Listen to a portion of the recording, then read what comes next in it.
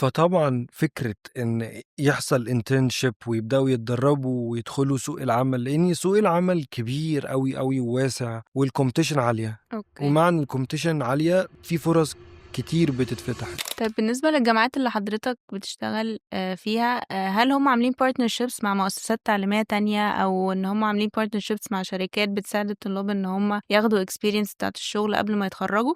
محظوظ أوي إن أنا بيتي الأولاني هو الUC أوكي. والمكان اللي بعديه اللي باتشرّف فيه بالنسبة لجامعتي يعني East London، لإني الاتنين مركّزين في ده جدًا، جدًا، جدًا. ولو قُلنا إن الUC فالموضوع ده كبير أوي عندهم، سواء بقى إن هم بيأفوردوا في النهاية festivals film festivals، ما إحنا عملي إن هم بيسهّلوا Yes. للطلاب إن هم يقدّموا film festivals وحتى لو مش في وقت التخرُّج. يعني أنا عندي طالبة كسبت في film festival السنة دي في أمريكا. أوكي.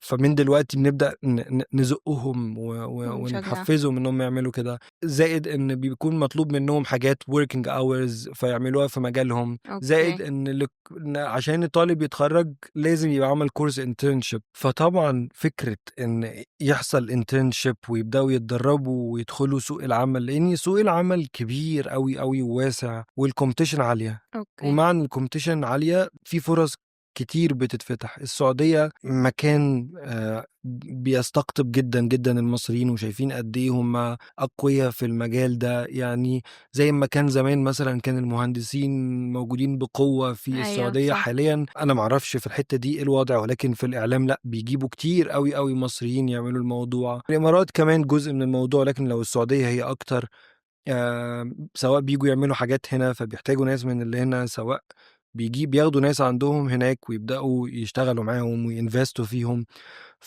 مجال واسع أوي، أوي، أوي فعلًا. والcompetition عالية والفرص كتير، فهو محتاجة اللي يتحرك.